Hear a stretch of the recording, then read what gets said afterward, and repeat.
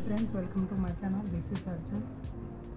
Friends, ఈరోజు మనం insurance అంటే ఏంటి, ఇన్సూరెన్స్లో ఎన్ని రకాలు ఉంటాయి, వాటి వల్ల లాభాలు నష్టాల గురించి ఎక్స్ప్లెయిన్ చేస్తాను ఫ్రెండ్స్ ఈ వీడియోలో. ఫ్రెండ్స్, నా ఛానల్స్ కొత్తగా ఎవరైనా చూసే వాళ్ళు ఉంటే లైక్ చేయండి, సబ్స్క్రైబ్ చేయండి. ఇంకా టాపిక్లోకి వెళ్తే, ఇన్సూరెన్స్ అంటే మన ఫ్యూచర్లో జరగబోయే నష్టాలు, విపత్తులు, ప్రమాదాల నుంచి మనం తప్పించుకోలేం కాబట్టి వాటిని వాటి యొక్క నష్టాన్ని భర్తీ చేయడానికి, వాటి నుంచి సేవ్ చేయడానికి మనకి ఇన్సూరెన్స్ అనే కంపెనీ మనకు ఒక ఫైనాన్షియల్గా హెల్ప్ చేస్తుంది. ఇది ఈ పాలసీ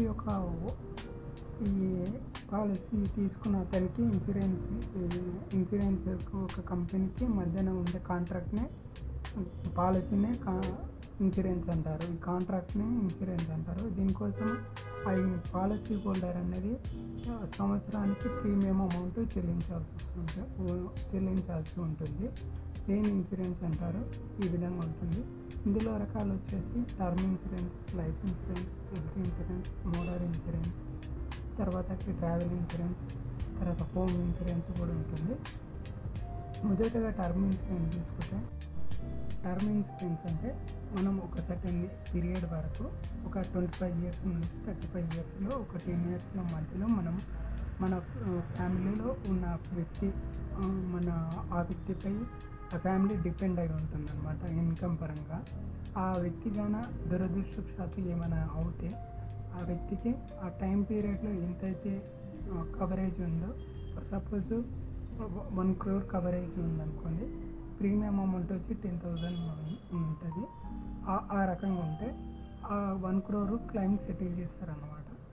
ఇది ఒక టైం పీరియడ్ వరకు. ఆ టైం పీరియడ్ తర్వాత కానీ దానికి ఏమైనా సరే క్లెయిమ్ సెటిల్ అవ్వదు. ఇంకోటి ఏంటంటే, ఆ టైం పీరియడ్లో అతనికి ఏం అవ్వకపోయినా క్లెయిమ్ సెటిల్ అవ్వదు. ఆ టైం పీరియడ్లో అతనికి దురదృష్టవశాత్తు చనిపోతే, డిసపియర్ అయిపోతే క్లెయిమ్ సెటిల్ అవుతుంది. ఇంకోటి వచ్చి లైఫ్ ఇన్సూరెన్స్ అనమాట. లైఫ్ ఇన్సూరెన్స్ అంటే ఒక 25 ఇయర్స్ నుంచి అప్ టు 60 ఇయర్స్ వరకు అతను యాన్యువల్ ప్రీమియము తన డిపెండెంట్ శాలరీ బట్టి ఒక 15,000 పే చేస్తున్నాడు. 2 crore కవరేజ్ అప్ టు. ఒకవేళ ఆ లైఫ్ ఇన్సూరెన్స్లో లైఫ్ ఇన్సూరెన్స్లో చనిపోయాడు అనుకున్న దురదృష్టవశాతం, అతనికి చనిపోయిన తర్వాతకి 2 crore ప్లస్ బోనస్ కూడా ఉంటుంది. దానికి ఇంత ఎక్స్ట్రా ఛార్జెస్ కలిపి 2 crores క్లెయిమ్ సెటిల్ చేస్తారు.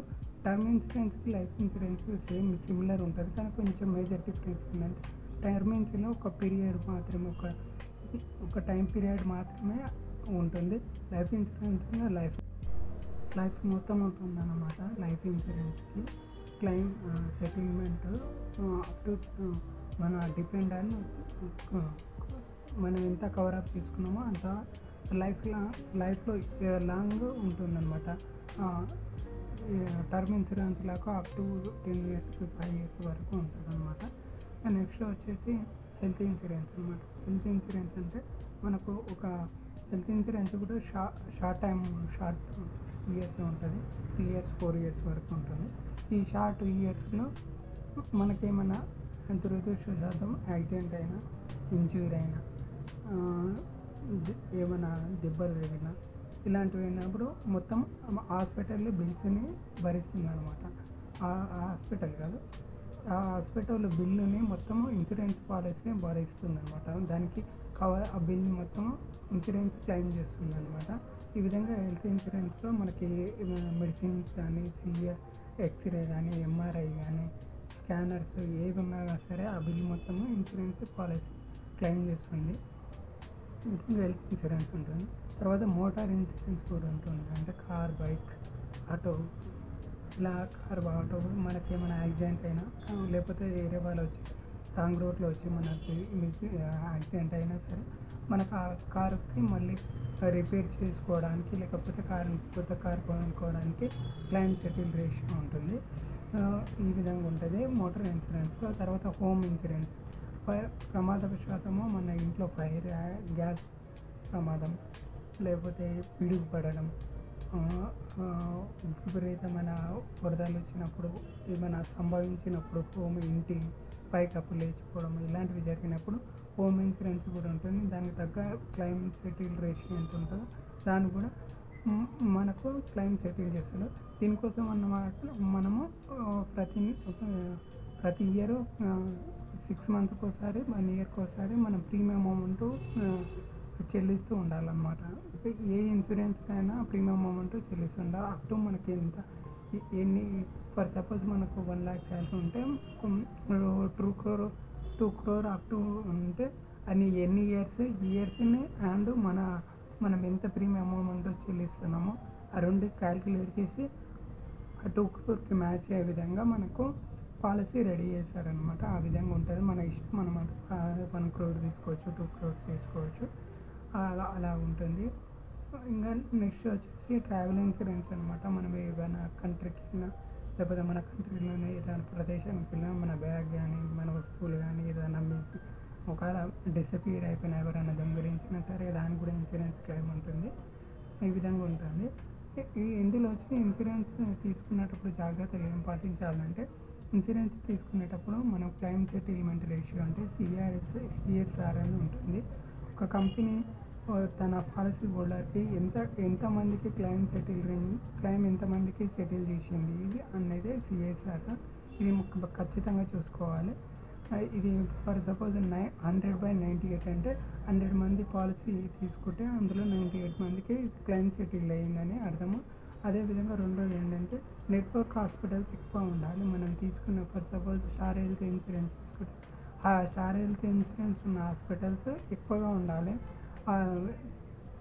దానివల్ల యూజ్ ఉంటుంది అన్నమాట. థర్డ్ వచ్చి మనకు మన హెల్త్ ఇన్సూరెన్స్ తీసుకున్నప్పుడు 1కి 10 సార్లు మనం చెక్ చేసుకోవాలన్నమాట. మనకి వాళ్ళు ఏజెంట్ అడుగుతారనమాట. మనకి ఏమైనా స్మోక్ అలవాటు ఉన్నా లేకపోతే మందు అలవాటు ఉన్నా అడుగుతారన్నమాట. అబద్ధం చెప్పకుండా నిజమే చెప్పి అది ఫిల్అప్ చేయాలంట. లేకపోతే క్లెయిమ్ అనేది రిజెక్ట్ అయ్యే అవకాశాలు ఉంటాయి. ఈ విధంగా ఉంటాయి. ఫోర్త్ వచ్చి మనం ఖచ్చితంగా ఏజెంట్ నమ్మకస్తుడై ఉండాలి. మనకు తెలిసిన ఏజెంట్ అయ్యి ఉండాలి. ఈ విధంగా ఉంటేనే మనకు క్లెయిమ్ సెటిల్మెంట్ అయ్యే ఛాన్సెస్ ఎక్కువగా ఉంటాయి. ఫ్రెండ్స్, ఈ వీడియోలో ఇన్సూరెన్స్ అంటే ఏంటిది, అవి ఎన్ని రకాలు, అవి తీసుకునేటప్పుడు జాగ్రత్తలు చెప్పాను. నా కంటెంట్ నచ్చినట్లయితే లైక్ చేయండి, సబ్స్క్రైబ్ చేయండి, షేర్ చేయండి. Thank you friends.